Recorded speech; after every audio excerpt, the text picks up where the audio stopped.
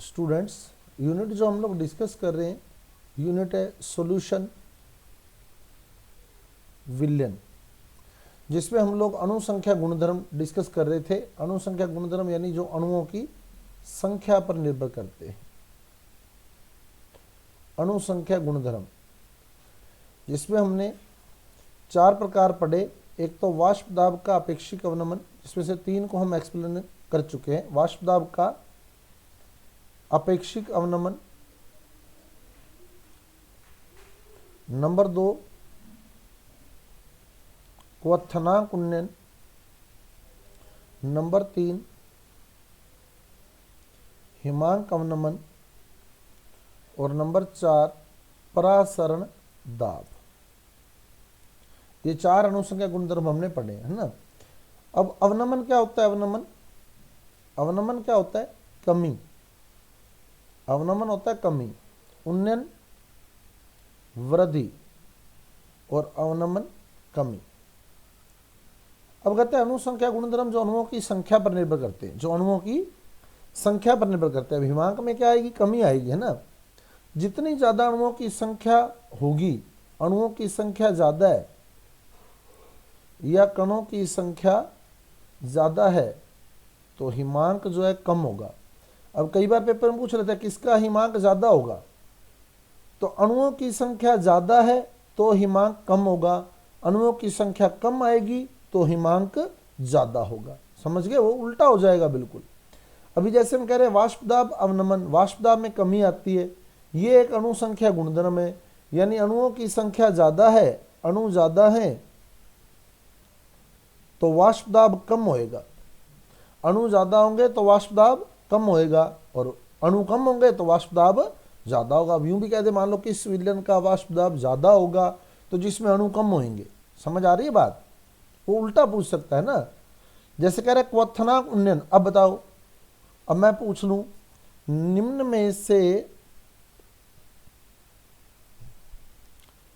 किस विलयन का क्वथनांक सबसे कम होगा या निम्नतम होगा? निम्नतम भी दे सकता है, सबसे कम भी दे सकता है। 0.1 MnACl, बी 0.1 M ग्लूकोज, सी 0.1 M CaCl2 और डी 0.1 M AlCl3। तो बताओ किसका क्वथनांक सबसे कम होगा? सबसे कम पूछा है क्वेश्चन में, सबसे कम पूछा है तो किसका सबसे कम होगा? ग्लूकोज का। ग्लूकोज का कैसे? क्योंकि क्वथनांक में उन्नयन होता है। उन्नयन मतलब वृद्धि, जो एक अणु संख्या गुणधर्म है। मतलब अणु ज्यादा है तो क्वथनांक भी ज्यादा होगा, और अणु अगर कम हो जाएंगे तो क्वथनांक भी कम हो जाएगा। अब यही उसने कहा किसका क्वथनांक कम होगा? जिसमें कम अणु या कम आयन रहेंगे या कम कण रहेंगे। जैसे NaCl में कितने कण होते हैं? 2, ग्लूकोज में 1, CaCl2 में 3, AlCl3 में 4 ना। तो सबसे कम कण इसमें, तो इसका क्वथनांक सबसे कम होगा। और यही अगर हम कह दें सबसे ज्यादा किसका होगा, तो सबसे ज्यादा किसका होगा बताओ? इस ऑप्शन में सबसे ज्यादा किसका होगा? AlCl3 का, है ना। अब अपना 4th पॉइंट निकलता है परासरण दाब। इसको डिस्कस करने के बाद मैं न्यूमेरिकल बता दूंगा आपको कि कैसे आएगा परासरण दाब।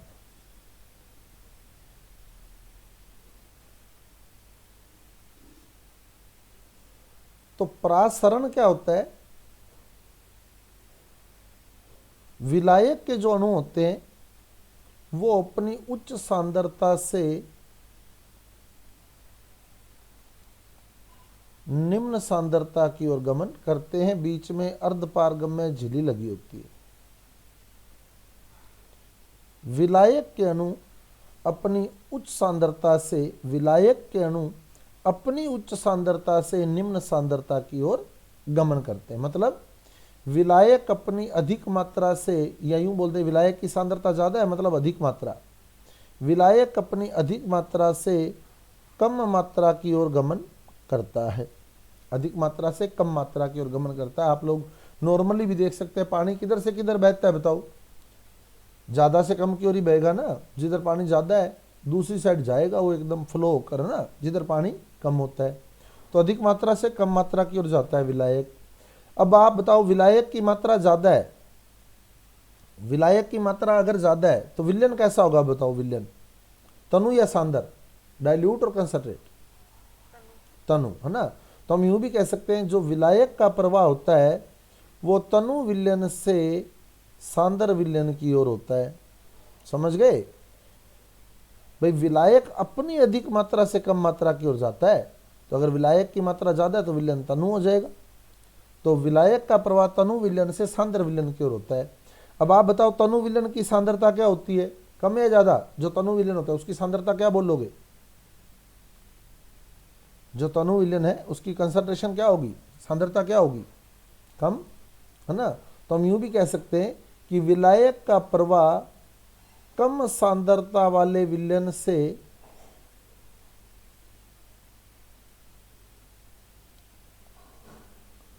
उच्च सांद्रता वाले विलयन की ओर होता है। लग गया पता? तो ये परिभाषाएं दी जाती हैं इसमें। जैसे अपने किशमिश भिगोते हैं पानी में, किशमिश को अगर पानी में रखें तो किशमिश जो है फूल जाती है, क्योंकि पानी जो होता है वो अपनी अधिक मात्रा से कम मात्रा की ओर यानी बाहर से किशमिश के अंदर चला जाता है। ऐसे ही चने फूल जाते हैं, सूखे मटर फूल जाते हैं, वो सारा परासरण के कारण है। अब बात समझनी अपने को परासरण दाब की, कि परासरण दाब क्या है।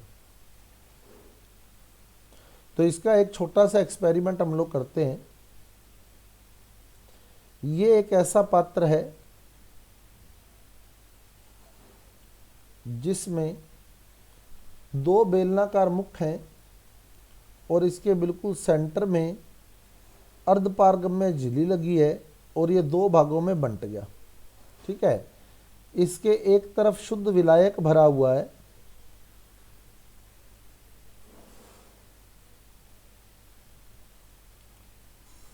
प्योर सोलवेंट लिया है, और एक तरफ विलायक के साथ विलेय भरा हुआ है, यानी विलयन लिया एक तरफ। ये विलायक और विलेय मिक्स है, ये विलयन हो गया। ठीक है, एक तरफ शुद्ध विलायक है, एक तरफ विलयन है। अब विलायक पर लगा दिया पिस्टन P1,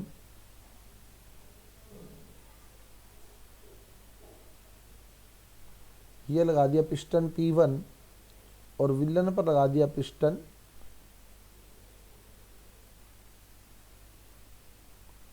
P2। अब आप बताओ परासरण के कारण क्या होगा? परासरण के कारण क्या होगा? शुद्ध विलायक विलयन की ओर जाएगा या विलयन वाला विलायक शुद्ध विलायक की ओर आएगा? विलायक किधर से किधर जाता होता है? अपनी अधिक मात्रा से कम मात्रा की ओर, है ना, उच्च सांद्रता से कम सांद्रता की ओर। तो बताओ क्या होगा, किधर से किधर जाए? शुद्ध विलायक से विलयन की ओर, यानी विलायक का प्रवाह जो है शुद्ध विलायक से विलयन की ओर होने लग जाएगा। ये परासरण है, ये है परासरण। जिससे क्या हुआ, पिस्टन P1 क्या होगा? पिस्टन P1 नीचे आएगा ऊपर आएगा? P1 किधर जाएगा? नीचे, है ना, क्योंकि जब विलायक इधर चला जाएगा, सही है, तो विलायक की मात्रा कम हो जाएगी, तो पिस्टन P1 जो है वो नीचे की ओर आ जाएगा, यहां आ जाएगा पिस्टन P1। ये सेकंड पोजीशन है इसकी, यहां आ गया नीचे। और पिस्टन P2 क्या हुआ? ऊपर उठ गया। सही है,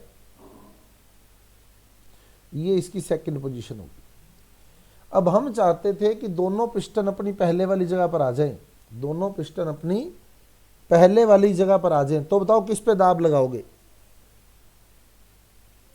P1 पे या P2 पे? किस पे दाब लगाओगे? P2 पर। P2 पर दाब लगाओगे और उसको वापिस कहाँ ले आओगे? उसी पहले वाली स्थिति पर, यहाँ ले आओगे।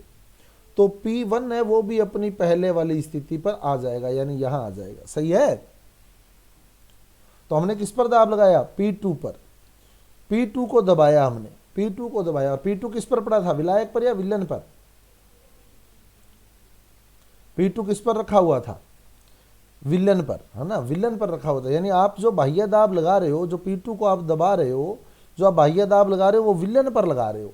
तो परासरण दाब क्या होता है, विलन पर लगाया गया वह बाह्य दाब, विलन पर लगाया गया वह बाह्य दाब, विलन पर लगाया गया वह बाह्य दाब जो परासरण की क्रिया को रोक देता है, परासरण की क्रिया को रोक देता है। कैसे भाई, अगर परासरण की क्रिया होती तो P1 नीचे जाता और P2 ऊपर उठता ही उठता, सही है। हमने क्या किया, P2 पर इतना दाब लगा दिया कि P2 यहीं रहे और P1 यहीं रहे। तो बताओ क्या परासरण हो रहा है, क्या बताओ, हो रहा है क्या परासरण? अब हमने इतना दाब लगा रखा है कि P2 ऊपर उठे ही ना, तो बताओ क्या परासरण होगा, विलायक इधर से इधर आएगा? नहीं आएगा ना, यानी परासरण की क्रिया रुक जाएगी, ये परासरण होगा ही नहीं, ये वाला काम, ये काम नहीं होगा, विलायक का प्रवाह नहीं होगा, यानी परासरण की क्रिया रुक जाएगी। और वो बाह्य दाब हमने किस पर लगाया, विलन पर, विलन पर लगाया गया वह बाह्य दाब जो परासरण की क्रिया को रोक देता है, परासरण दाब कहलाता है। इसी को बोलते हैं हम परासरण दाब, परासरण दाब। अब अगर मैं इस पर परासरण दाब, तो ये है कि पिस्टन यहां तक ही रहे। अगर मैं बाह्य दाब परासरण दाब से भी ज्यादा कर दूं, मतलब पिस्टन को और नीचे ले आऊं, यहां P2 को और नीचे ले आया, इस पोजीशन पर ले आया P2 को, यहां ले आया P2 को, तो P2 नीचे कब आएगा बताओ,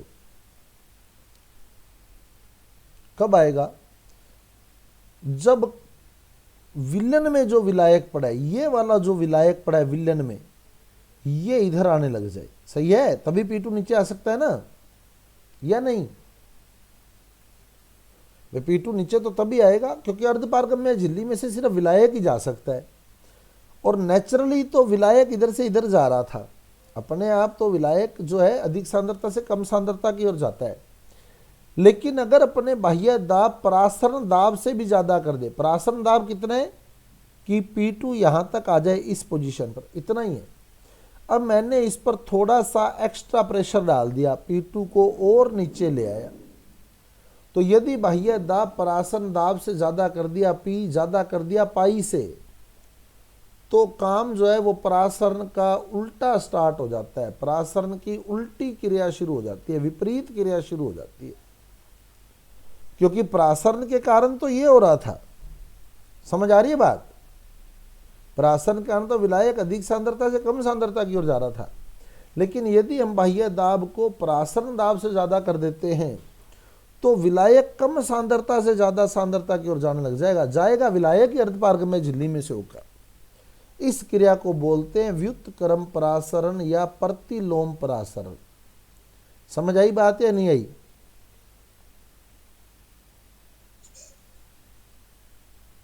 लग गया पता? प्रतिलोम परासरण। तो प्रतिलोम परासरण की शर्त क्या है? बाह्य दाब, बाह्य दाब क्या होना चाहिए? परासरण दाब से ज्यादा होना चाहिए। फिर देख लो एक बार कैसे।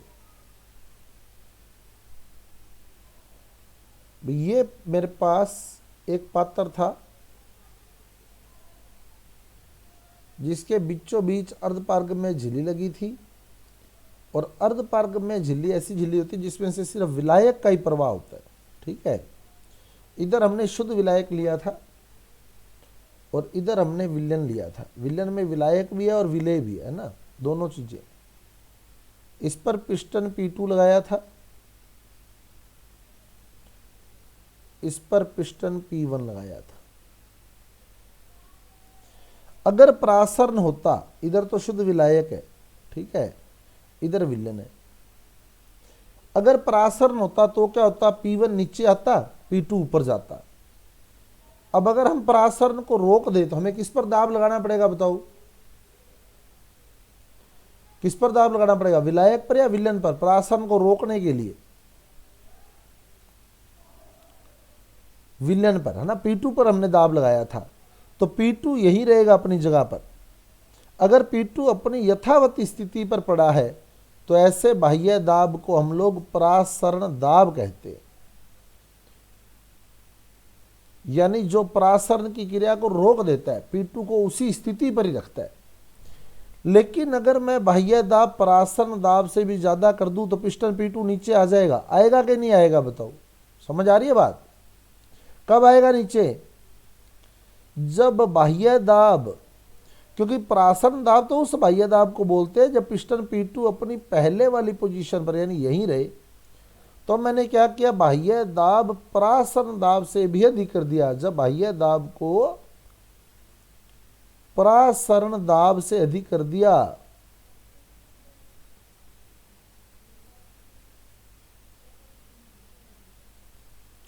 तो क्या होगा बताओ,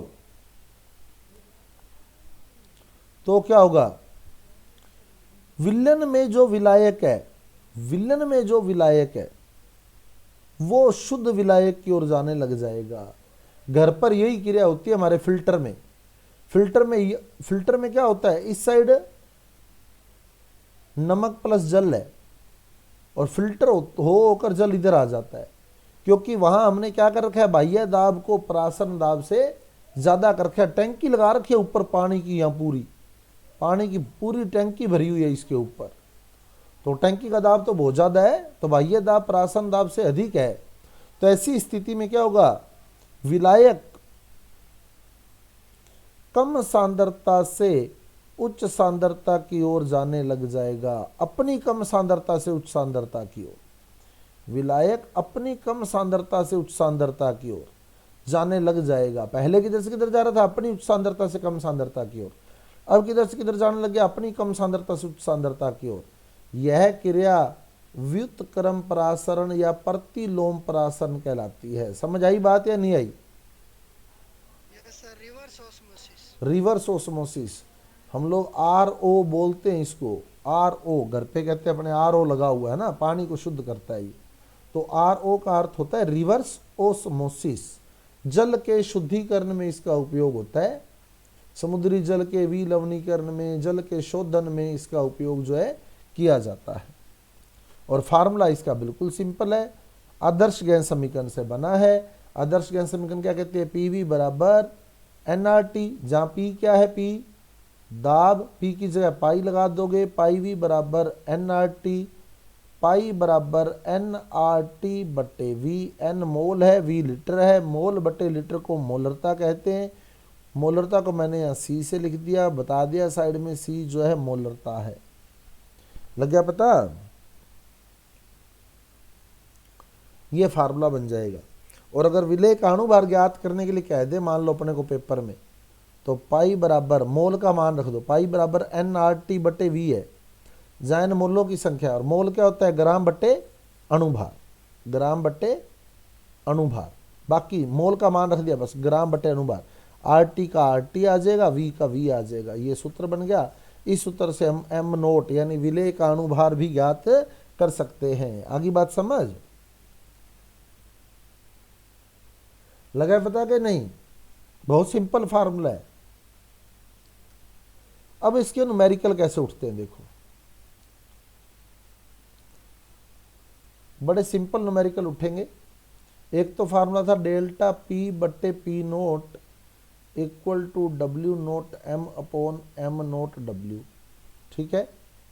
एक फार्मूला था डेल्टा TB बराबर KB इंटू मोललता। एक फार्मूला था डेल्टा TF बराबर KF इंटू मोललता।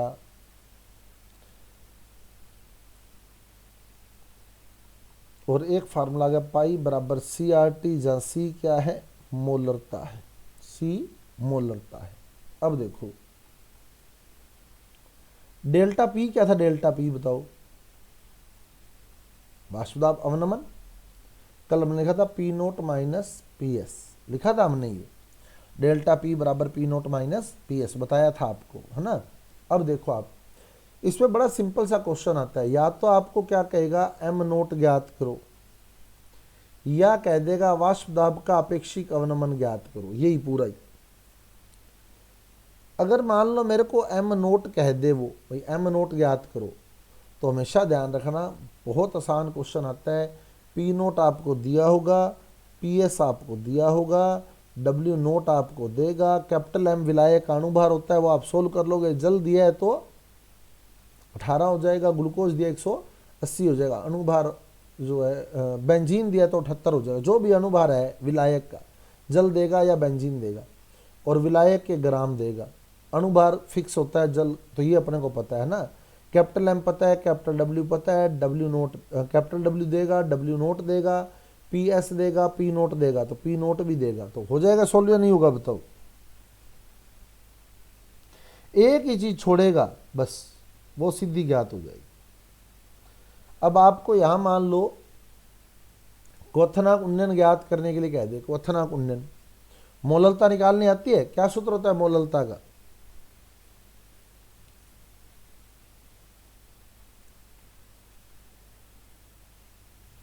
कल मैंने आपको मोललता का सूत्र बताया था, मोललता बराबर मोल पर केजी। केजी किसके होते हैं? विलायक के। केजी होते हैं विलायक के, है ना। तो बड़ा आसान सा क्वेश्चन आएगा आपके पास। केबी आपको दिया होगा, केबी आपको दिया होगा, ग्राम आपको दिए होंगे, ग्राम दिए होंगे तो मोल बना सकते हो, बना सकते हो ना मोल। मोल बराबर ग्राम बटे अणुभार हो जाएगा, मोल बन जाएंगे। विलायक के ग्राम देगा, किलोग्राम बना दोगे? विलायक के ग्राम देगा, किलोग्राम बन जाएंगे।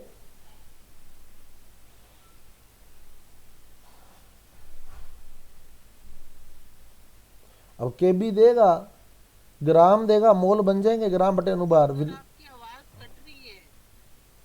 अदर स्टूडेंट कट रही है सर बीच में। ओके।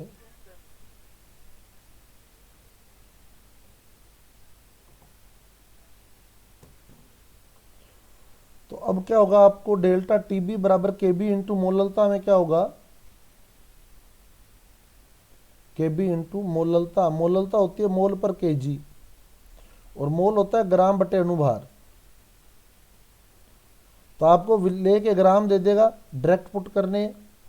विलायक के ग्राम देगा, किलोग्राम बना लोगे।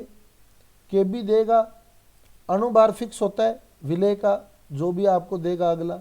तो डेल्टा टीबी डायरेक्ट सोल्व हो जाएगा, डेल्टा टीबी डायरेक्ट सोल्व हो जाएगा, कहीं प्रॉब्लम नहीं आएगी। मैं कुछ क्वेश्चन इसके डाल दूंगा, आप करके देखना, ठीक है। इसकी यूनिट भी यूनिट तो डेल्टा टीबी ताप है, डिग्री सेंटीग्रेड या केल्विन सेम होगा। डेल्टा टीबी है ना, डेल्टा ताप का अंतर, अगर केल्विन लो चाहे डिग्री सेंटीग्रेड लो सेम आएगा, ठीक है। जैसे मैं एक उदाहरण भी दे देता हूँ। जैसे मैं कहूँ 101 डिग्री सेंटीग्रेड में से मैं 100 डिग्री सेंटीग्रेड घटाऊँ, तो उत्तर मेरा आएगा 1 डिग्री सेंटीग्रेड, या मैं कह दूँ 1 केल्विन, एक ही बात है। अगर मैं दो तापों का अंतर ले रहा हूँ तो डिग्री सेंटीग्रेड और केल्विन हमेशा बराबर होता है। कैसे? 101 डिग्री सेंटीग्रेड में से 100 डिग्री सेंटीग्रेड घटाया तो 1 डिग्री सेंटीग्रेड आना चाहिए, लेकिन केल्विन भी एक ही आएगा, क्योंकि आप इसको केल्विन में बदलेंगे तो ये 374 केल्विन बन गया, 273 जोड़ोगे है ना।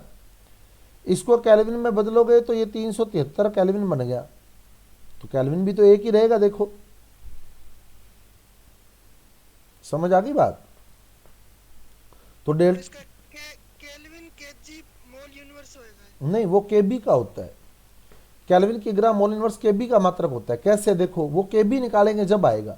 कैसे? देखो हमारा सूत्र क्या था, डेल्टा टीबी बराबर केबी इंटू मोललता। मोललता का सूत्र क्या होता है बताओ? मोललता का मोल पर केजी। अब मात्रक रख दो, डेल्टा टीबी का मात्रक क्या होता है? केल्विन होता है, केल्विन। केबी का मात्रक आपने निकालना है, ये मोल हो गया बट्टे में केजी हो गया, है ना। अब आपको केबी का मात्रक निकालना है। अब देखो आप केजी इधर गुणा में आ जाएगा तो ये बन जाता है केल्विन की ग्रा, और ये मोल इधर आएगा तो भाग में आ जाएगा बट्टे मोल, और जब मोल को ऊपर ले जाओगे तो क्या बनेगा बताओ? Mole inverse. तो केबी का मात्रक होता है केल्विन किग्रा मोल इनवर्स। पता लग गया कैसे बनाया वो, है ना। या अपने यूं बोल दें केल्विन मोललता इनवर्स, यूं बोल दो केबी बराबर केल्विन मोललता इनवर्स, क्योंकि डेल्टा टीबी बराबर केबी इंटू मोललता।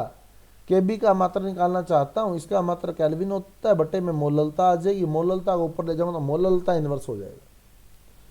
तो मोललता का मान रखोगे तो उत्तर आ जाएगा। समझ आया या नहीं आया? क्लियर है? सेम ऐसे ही हिमांक अवनमन हो जाएगा ना। मैं कुछ क्वेश्चन डालूंगा, आप करके देखना, बड़े आराम से हो जाएंगे। एक आधा मैं करवा भी देता हूं अभी। और प्रासरण दाब, प्रासरण दाब का सूत्र होता है पाई बराबर C R T. C R T अगर मोलरता देता है और आपको पाई हल कराता है तो यह आर का मान आपने 0.082 रखना है और टी जो है वो केल्विन में लेना है, और ये मोलरता है। ठीक है। अगर मोलरता नहीं देगा तो आपको ग्राम देगा और आयतन दे देगा, 200 ml, 300 ml, 500 ml, जो भी देता है। जैसे 500 ml दे दिया तो आप मोलरता बना सकते हो। मोलरता का सूत्र क्या होता है? मोलरता बराबर मोल पर लीटर। सही है, मोल पर लीटर। अब ग्राम दिए तो मोल बना सकते हो। मोल बराबर क्या होता है? मोल बराबर ग्राम बटे अनुभार। तो अनुभार अपने को पता होगा, ग्राम अगले ने दे दिए तो मोल बन जाएंगे, ml दिए हैं लीटर बन जाएंगे, तो मोल बटे लीटर से मोलरता बन जाएगी। और आर और टी आपको दिए होंगे, बड़े आराम से क्वेश्चन जो है वो अटेम्प्ट हो जाता है। मैं कुछ क्वेश्चन दिखाता हूं आपको, समझ आ गया? वैसे मैं आपको कुछ क्वेश्चन दिखा रहा हूं इसके।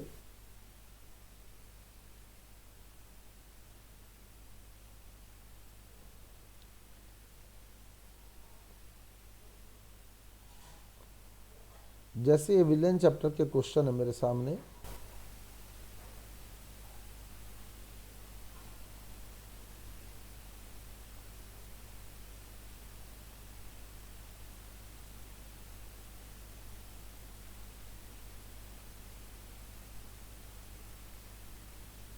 अब जैसे ये क्वेश्चन है,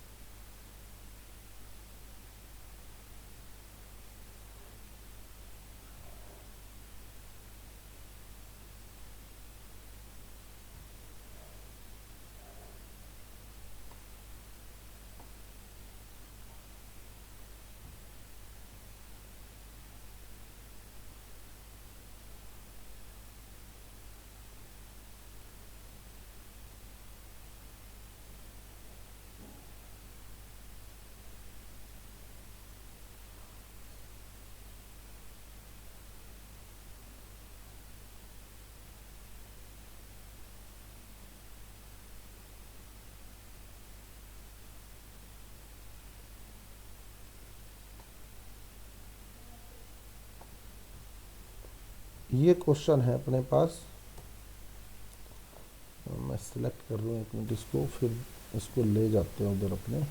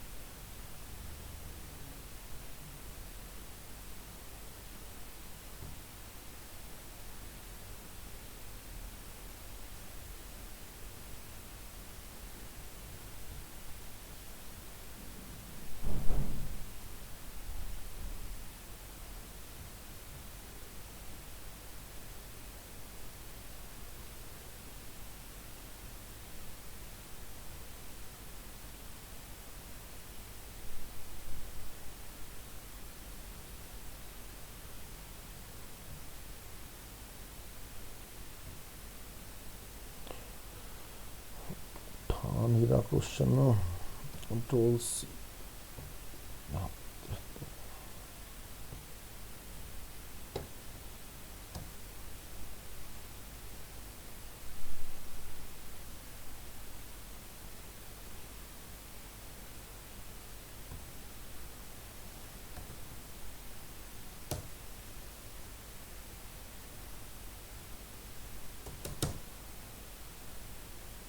चेक करें आ रहा है पढ़ने में?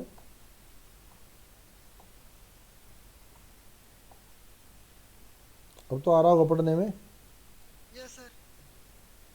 हाँ जी सर आ रहा है। अब और बढ़िया आ रहा होगा। अब देखो क्या कहते हैं, फिर मैं इस तरह क्वेश्चन डाल भी दूंगा।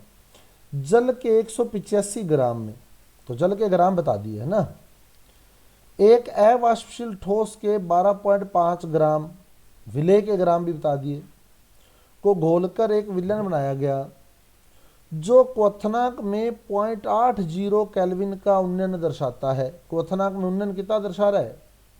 0.80 केल्विन का क्वथनांक में उन्नयन हुआ। तो ठोस का यानी अवाष्पशील विलेय का मोलर द्रव्यमान यानी अणुभार क्या होगा? अणुभार निकालना है आपने। यदि जल का मोलल उन्नयन स्थिरांक 0.52 केल्विन की ग्रा प्रति मोल हो, ये क्वेश्चन है। अब बताओ डेल्टा टीबी का क्या सूत्र होता है? डेल्टा टीबी बराबर केबी इंटू मोललता, और मोललता का क्या सूत्र होता है? मोललता बराबर मोल पर केजी। सही है, मोललता बराबर मोल पर केजी। अब बताओ डेल्टा टीबी होगा क्वथनांक उन्नयन, दिया है 0.80, देखो दिया है 0.80, पुट कर दो। केबी हो गया मोलल उन्नयन स्थिरांक, दिया है 0.52। मोल दिए नहीं दिए, तो मोल का क्या सूत्र होता है? मोल बराबर ग्राम बट्टे अणुभार। अब देखो ग्राम दिए इसके विलेय के 12.5, तो विलेय के ग्राम आपको दिए हुए कितने? 12.5। अणुभार आपको निकालना है, अणुभार आपको निकालना है। अब जल के ग्राम दिए हुए 185, जबकि आपको चाहिए किलोग्राम, तो कैसे बनाओगे बताओ? 185 बटे 1000, बटे वाला 1000 कहां चला जाएगा? ऊपर। जो बट्टे वाला 1000 है वो ऊपर आ गया ना। ये अणुभार आ जाएगा इधर, ये 0.80 आ जाएगा इधर, तो क्या बन जाएगा? अणुभार बराबर 0.52 इंटू 12.5 इंटू 1000 बट्टे 0.8 इंटू 185। समझे या नहीं समझे बताओ? आ गया समझ? अब काटो इसको, देखो पॉइंट से पॉइंट कट गया, ये पॉइंट हटाया, बटे में 2 जीरो आ गई, 2 जीरो से 2 जीरो कट गई, ये 5 के टेबल से कट जाएगा, 25 को 5 से काटोगे और इधर आ जाएगा आपको 185 है ना, 31 आ गया। अब ऊपर 25 है, नीचे 31 है, और ये आपके पास हो गया 2 के टेबल से अगर काटते तो 26 दूना 52 हो गया, और ये हो गया, तो ये 4 के टेबल से कट जाएगा, 13 चौके 52, 4 दूनी 8। सही है, तो ये आ गया। 25 को 13 से गुणा करोगे कितना आ जाएगा? 325। 13 5 65 हासिल 6, 13 दूना 26 और 6 32, 325 इंटू 10 यानी 3250 बटे 62। अब 62 से इसका भाग देना है। समझ आया या नहीं आया क्वेश्चन? देखो बिल्कुल सिंपल क्वेश्चन है ना। अपने मोटा मोटा आइडिया निकाल लेते हैं। मान लो इसको 60 मानने, पेपर में इतना करने की जरूरत नहीं थी। मान लो इसको 60 मानने, 62 लगभग 60 के बराबर हो गया, तो जीरो से जीरो कट जाएगी। अब देखो 6 5 30 और 6 चौके 24, 54 के आसपास वाला ऑप्शन आपका होगा। आया समझ या नहीं आया बताओ? 51 आ जाए, 52 आ जाए, 56 आ जाए, लगभग लगभग यही उत्तर आएगा। ऐसा तो ऑप्शन देगा ही नहीं 52, 53, 54, 55, ऐसे ऑप्शन नहीं देगा, गैप आएगा अणुभारों में। तो आपको मोटा मोटा आइडिया निकालना है, 54 के आसपास वाला उत्तर आएगा। समझ आ गया काम? इस तरह का क्वेश्चन जो है पुट होता है, ठीक है। अब एक टॉपिक आता है इसमें, वन हाफ गुणांक, आई से लिखते हैं इसको, इसकी जरूरत क्यों पड़ी? वन टाफ ने कहा ये जो सूत्र हम निकाल रहे थे, ये वाले सूत्र, delta P upon P naught equal to W naught M upon M naught W, delta T B बराबर के बी इंटू मोललता, डेल्टा टी एफ बराबर के एफ इंटू मोललता, और पाई बराबर सी आर टी, ये सारे वो कहता है सैद्धांतिक सूत्र हैं, सैद्धांतिक सूत्र हैं ये सारे। वास्तव में जब देखा गया विलयन में, जब किसी को जल में घोलकर क्वथनांक उन्नयन ज्ञात किया गया, तो इस क्वथनांक उन्नयन और उस क्वथनांक उन्नयन में फर्क आया। क्यों आया? क्योंकि क्वथनांक उन्नयन एक अणुसंख्या गुणधर्म है, क्वथनांक उन्नयन जो है वो एक अणुसंख्या गुणधर्म है। ये जो सूत्र है ना, ये वाला उत्तर, इससे जो उत्तर निकाला है ये NaCl के लिए आ रहा है, लेकिन प्रैक्टिकली NaCl को जब हम पानी में डालते हैं तो Na प्लस और Cl माइनस में वियोजित हो जाता है।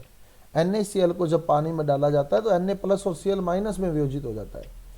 तो जो NaCl हम 1 मोल ले रहे थे सैद्धांतिक रूप से, माइक ऑफ रखें अपना, सैद्धांतिक रूप से जो NaCl 1 मोल लिया जा रहा था, प्रैक्टिकली उसमें क्या हुआ, कितने मोल मिल गए बताओ?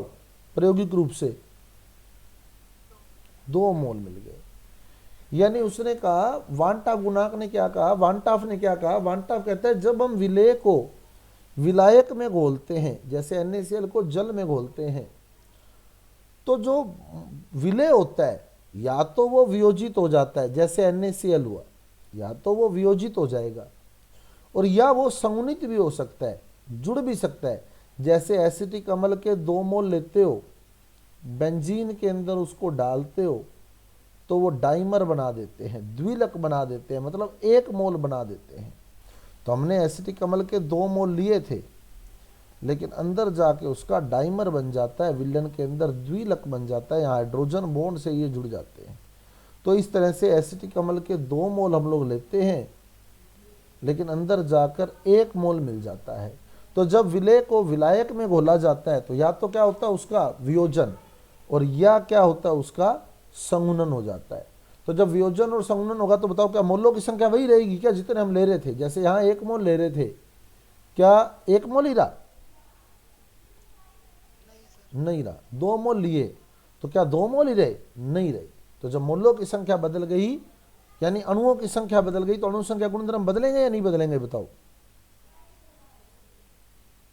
बदलेंगे या नहीं बदलेंगे? अणु संख्या गुणधर्म बदलेंगे, है ना। तो यही उसने कहा कि जो अणु संख्या गुणधर्मों के सैद्धांतिक मान होते हैं, अणु संख्या गुणधर्म के जो सैद्धांतिक मान होते हैं, वो अणु संख्या गुणधर्मों के प्रेक्षित मानों से भिन्न होते हैं, प्रेक्षित मानों से भिन्न होते हैं। तो अणु संख्या गुणधर्म के सैद्धांतिक मान और प्रेक्षित मानों में अंतर होता है। क्यों होता है? क्योंकि विलेय को जब विलायक में घोला जाता है तो या तो उसका वियोजन हो जाता है या उसका संगुणन हो जाता है, इसलिए वो राउल्ट के नियम से विचलन दर्शा जाते हैं। आगे बात समझ? तो कहता है राउल्ट के नियम का पालन तब तक ही होता है जब तक ना वियोजन हो ना संगुणन हो, यानी ये वाला उत्तर आए तब तक तो राउल्ट के नियम का पालन कर रहा है। अगर वियोजन या संगुणन हो गया तो वो राउल्ट के नियम का पालन नहीं करेगा। राउल्ट के नियम से उसमें कोई ना कोई गड़बड़ आ जाएगी, भिन्नता आ जाएगी।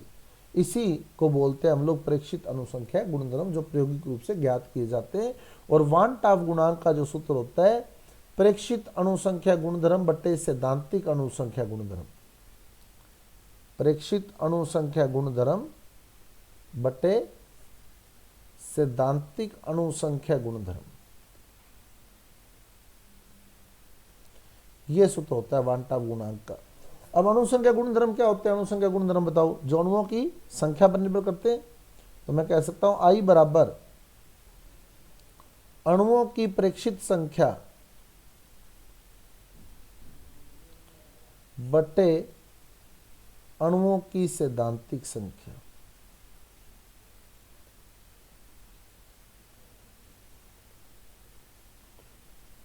जैसे देखो NaCl है, NaCl अंदर जाके Na प्लस और Cl माइनस में टूट गया, प्रेक्षित मतलब प्रयोगी। तो बताओ प्रयोगों से कितने मोल प्राप्त होंगे? इसमें प्रेक्षित मोल कितने हैं बताओ? प्रेक्षित मोल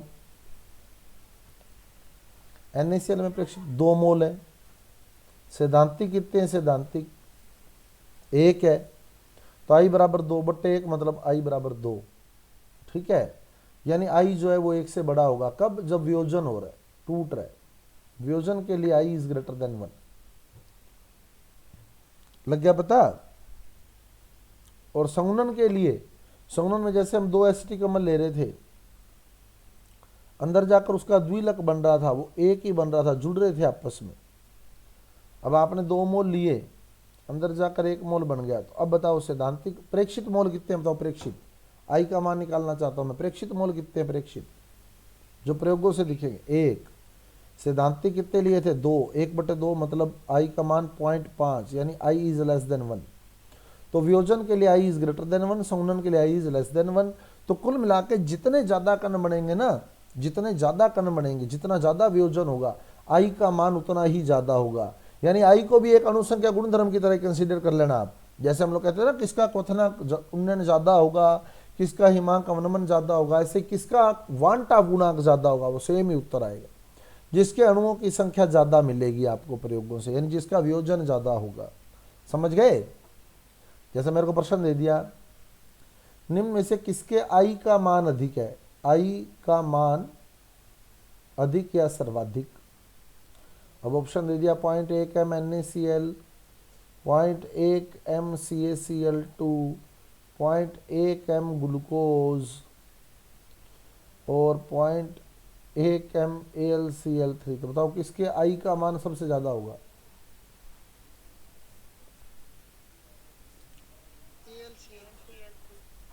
जिसके कणों की संख्या ज्यादा होगी। और ये क्वेश्चन बहुत बार आता है, इंपॉर्टेंट क्वेश्चन है ये। ठीक है, अब अपने वांटा गुणांक के मान की गणना करनी है। वियोजन की मात्रा व वांटाफ गुणांक में संबंध। हालांकि इसका कभी प्रश्न नहीं आया,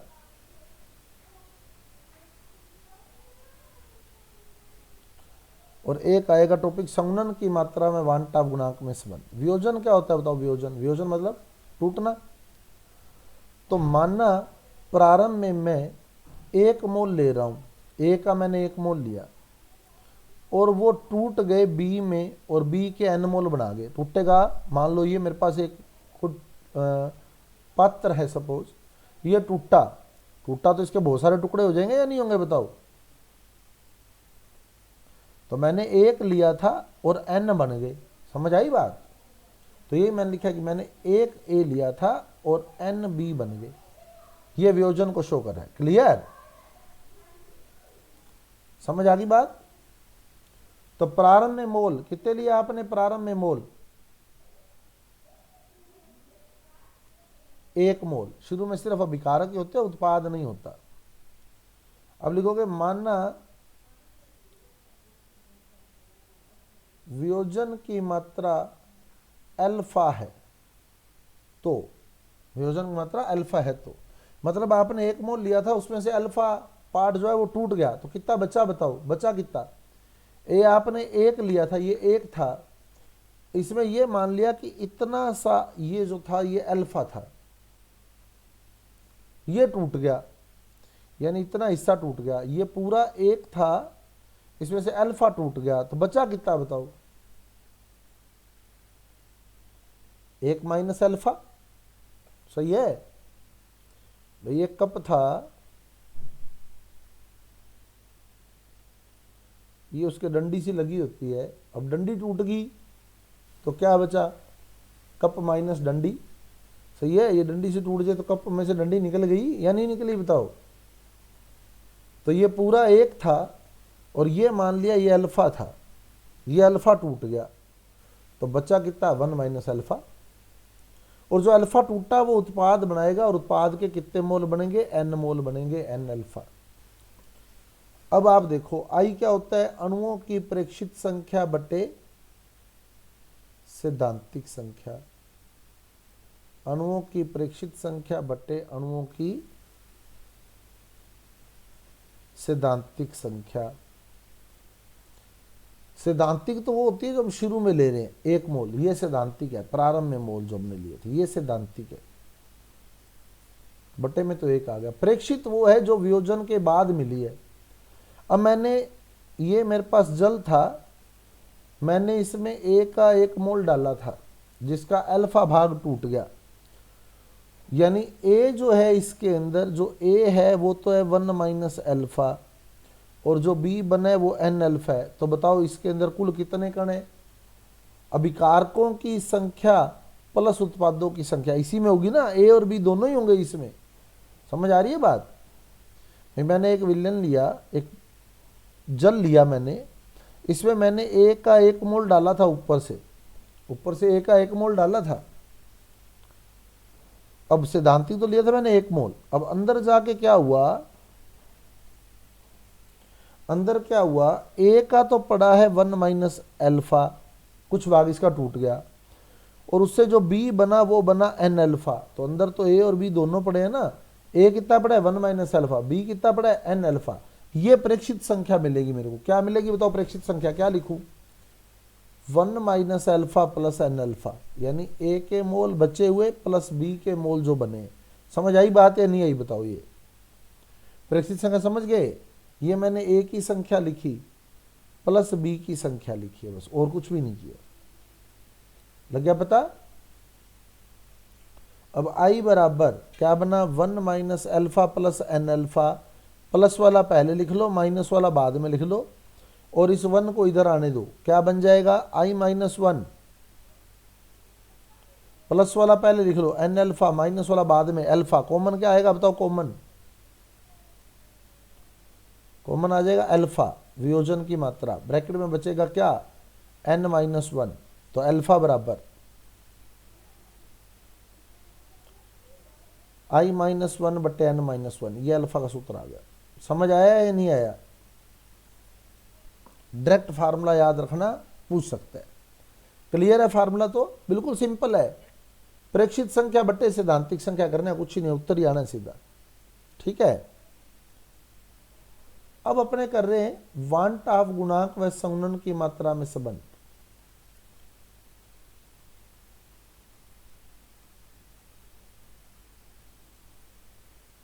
वांट ऑफ गुणांक व संघनन की मात्रा में संबंध। अब संघनन क्या होता है, जुड़ना। तो माना A के n मोल जुड़कर B का 1 मोल बना रहे हैं, सही है।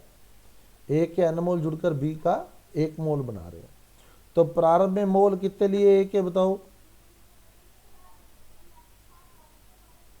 A के कितने मोल लिए प्रारंभ में? या तो n लिखो, या एक तरीका और लगा सकते हो, क्या, इधर वाले n को जब इधर ले आओगे तो ये 1 बटा n हो जाएगा, नहीं क्या हो जाएगा या नहीं होगा बताओ? बटे में आ जाएगा ना वो n। तो प्रारंभ में मोल A के तो 1 ही रह गया और B हो गया 0। अब यदि संघनन की मात्रा अल्फा है, संघनन की मात्रा अल्फा है तो मोल, मतलब अब देखो क्या कहते हैं, मान लो आपने A के n मोल लिए थे। कितने मोल लिए थे? n मोल। अब ये 2 मोल संघनन में चले गए तो बच्चे कितने? 2 को छोड़ के बाकी बच गए ना। तो ये कहता है संघनन की मात्रा अल्फा है, मतलब इसका अल्फा भाग जो है संघनन में चला गया। तो कितने मोल बच गए? 1 मोल आपने लिया था, उसमें से अल्फा संघनन में चला गया, तो बच्चा कितना? 1 माइनस अल्फा। ऐसे मत सोचना कि संघनन का मतलब जुड़ना होता है तो यहाँ 1 प्लस अल्फा कर दो, ऐसा नहीं है। ये कहता है कि अल्फा भाग जो है वो संगुणन में चला गया तो बचे हुए मोल निकालने। जैसे मान लो मैंने 100 एसिटिक अम्ल लिए थे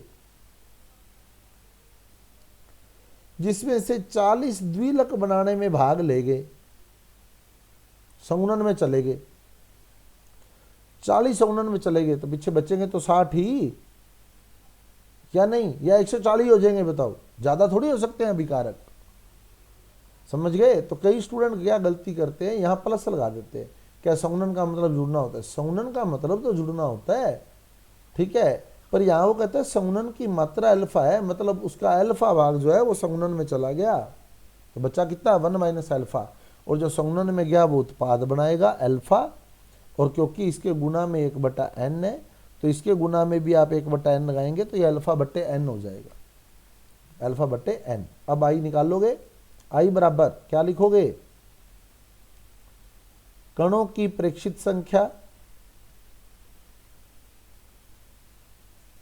बट्टे कणों की सैद्धांतिक संख्या। सैद्धांतिक कितनी है, 1, सैद्धांतिक तो अपने एक ही लिए, प्रेक्षित कितनी होगी, ए के मोल प्लस बी के मोल, वही तरीका, आई बराबर 1 माइनस अल्फा प्लस अल्फा बट्टे एन। सैद्धांतिक तो है ही एक, वो पड़ी रहने दो। अब ये सेम एक इधर आ जाएगा, प्लस वाला पहले लिख लो, माइनस वाला बाद में, जैसे पहले कर रहे थे, बस पहले यहाँ एन अल्फा आ रहा था, अब अल्फा बट्टे एन आ रहा है, इतना ही फर्क है। तो क्या बना, आई माइनस 1 बराबर, प्लस वाला पहले लिख लो अल्फा बट्टे एन, माइनस वाला बाद में अल्फा। अब कॉमन क्या आ जाएगा, अल्फा, तो आई माइनस 1, अल्फा कॉमन आ गया, ब्रैकेट में 1/n माइनस 1, एलसीएम क्या आ जाएगा बताओ, एलसीएम, एलसीएम एन आ जाएगा, अल्फा ब्रैकेट में 1 माइनस एन बच जाएगा, ये 1 और ये n बन जाएगा, सही है, 1 माइनस एन। अब ये वाला n इधर गुणा में आ जाएगा, बट्टे वाला n, तो क्या बनेगा, n आई माइनस 1 बराबर अल्फा 1 माइनस एन।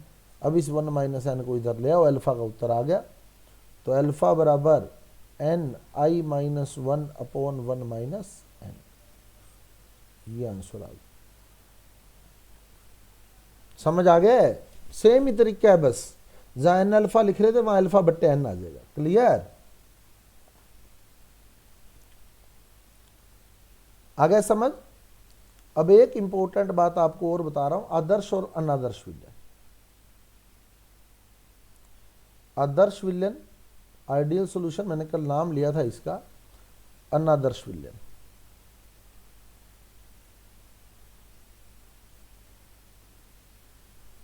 यहां क्या होता है देखो, आदर्श विलयन क्या होते हैं, जो राउल्ट के नियम का पालन करते हैं। हमने कल एक समीकरण निकाली थी, P total,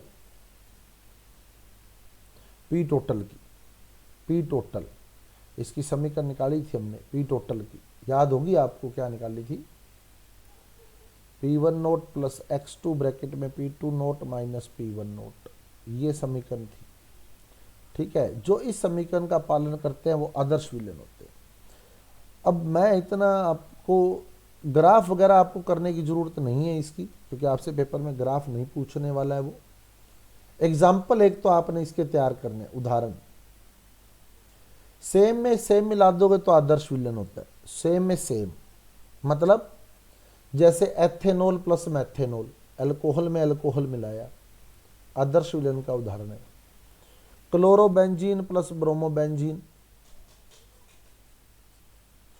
chlorobenzene plus bromobenzene, haloarene में हेलोएरिन मिलाया, आदर्श विलयन है।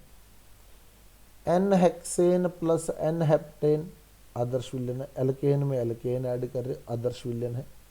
तो इस तरह से सेम में सेम ऐड करोगे, आदर्श विलयन होता है। आदर्श विलयन क्या कहता है, राउल्ट क्या कहता है, आदर्श विलयन ऐसा विलयन है जिसमें दाब में कोई परिवर्तन नहीं होता, आयतन में कोई परिवर्तन नहीं होता, एंथैल्पी में कोई परिवर्तन नहीं होता। मतलब जैसे हम लोग 100 ml जल ले रहे हैं और 50 ml अल्कोहल ले रहे हैं, अब इन दोनों को मिला रहे हैं, तो अपने सिंपल सी बात है, यही सोचेंगे 150 ml बन गया, यही सोचेंगे ना, दोनों को मिला दिया तो कितना बन गया, 150 ml। तो अगर 100 ml इसको और 50 ml इसको मिलाने से 150 ml बन जाता है तो वो आदर्श विलयन होता है, यानी आयतन में कोई परिवर्तन नहीं होता। समझ आ गई बात? आयतन में कोई परिवर्तन नहीं होता, आकर्षण बलों में कोई परिवर्तन नहीं होता, यानी विलय विलय आकर्षण, विलय विलय आकर्षण लगभग सेम होता है विलायक विलायक आकर्षण के। अभी क्लियर करता हूं इस बात को, देखो, और ये सेम होता है विलय विलायक आकर्षण के। आकर्षण में भी कोई परिवर्तन कैसे, देखो, जैसे मैंने अभी उदाहरण दिया ऊपर, एथेनॉल प्लस मेथेनॉल है तो अल्कोहल ही, और अल्कोहल में हाइड्रोजन बंद पाया जाता है। मान लो मैं ये मान लेता हूं कि विलय जो है वो मेथेनॉल है, विलय मेथेनॉल है, तो मेथेनॉल प्लस मेथेनॉल का आकर्षण, और विलायक एथेनॉल है तो एथेनॉल और एथेनॉल का आकर्षण, और विलय मेथेनॉल और विलायक एथेनॉल। बताओ ये आकर्षण सेम होंगे या नहीं होंगे, ये बताओ, होंगे सेम या नहीं होंगे, ये बताओ। समझ गए भाई? अल्कोहल अल्कोहल ही आकर्षण है, ये भी अल्कोहल अल्कोहल आकर्षण है, ये भी अल्कोहल अल्कोहल, ये भी अल्कोहल अल्कोहल, तो सेम होंगे या नहीं? लग गया पता? ये आदर्श विलयन होते हैं। और ऐसे विलयन जो होते हैं राउल्ट के नियम का पालन करते हैं, delta P not equal to zero, delta V not equal to zero, delta H not equal to zero, विलय विलय आकर्षण इक्वल होता है विलायक विलायक आकर्षण इक्वल होता है विलय विलायक आकर्षण। ये होते हैं आदर्श विलयन। तो अनादर्श विलयन क्या होंगे? एक सिंपल सी बात है, हमने आदर्श विलयन कहा delta P equal to zero, तो अनादर्श विलयन delta P not equal to zero. हमने कहा आदर्श विलयन delta H equal to zero, तो अनादर्श विलयन delta H not equal to zero. हमने कहा delta V equal to zero है तो ये आदर्श विलयन है, तो अनादर्श विलयन delta V not equal to zero होगा। हमने कहा विलय विलय आकर्षण बराबर है विलायक विलायक आकर्षण के,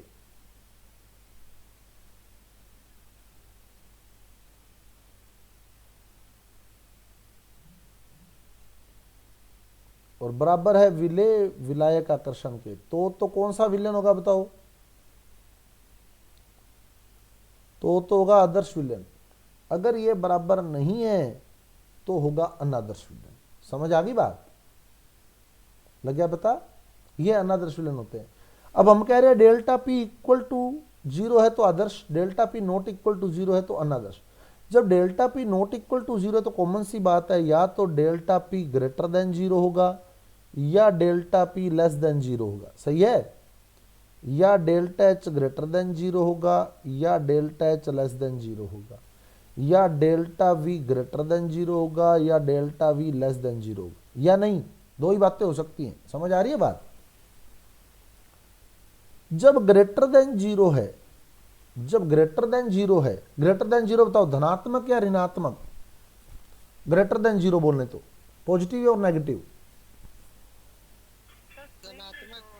पॉजिटिव, सही है। और लेस देन जीरो बोले तो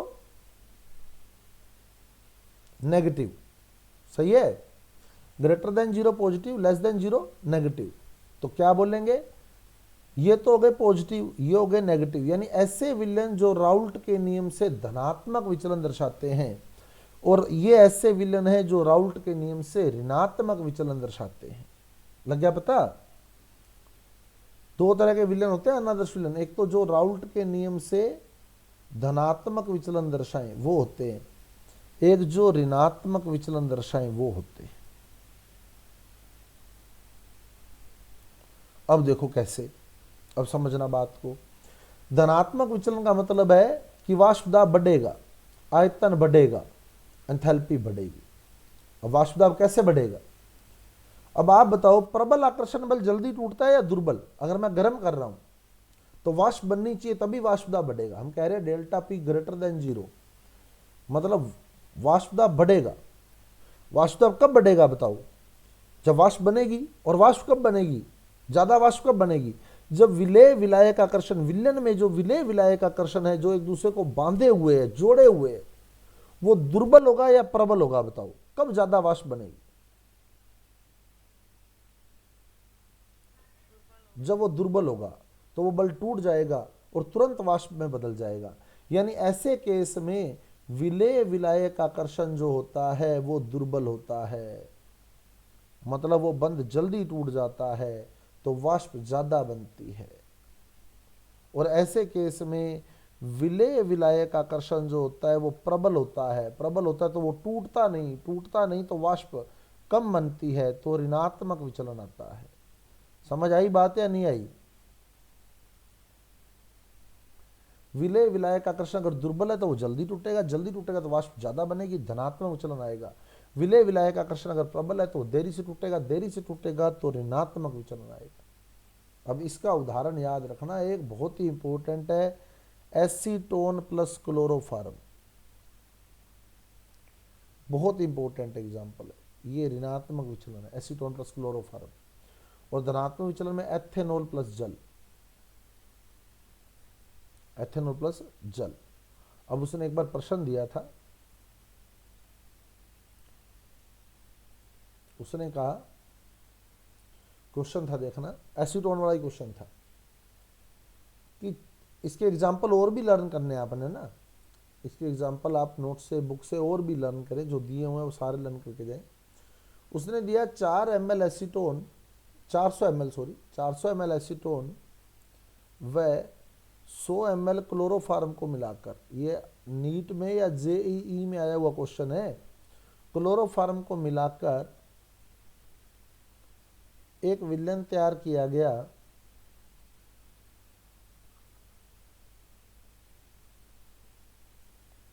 चार सौ ml एसीटोन और 100 ml क्लोरोफॉर्म को मिलाकर एक विलयन तैयार किया गया, तो इस विलयन का आयतन होगा,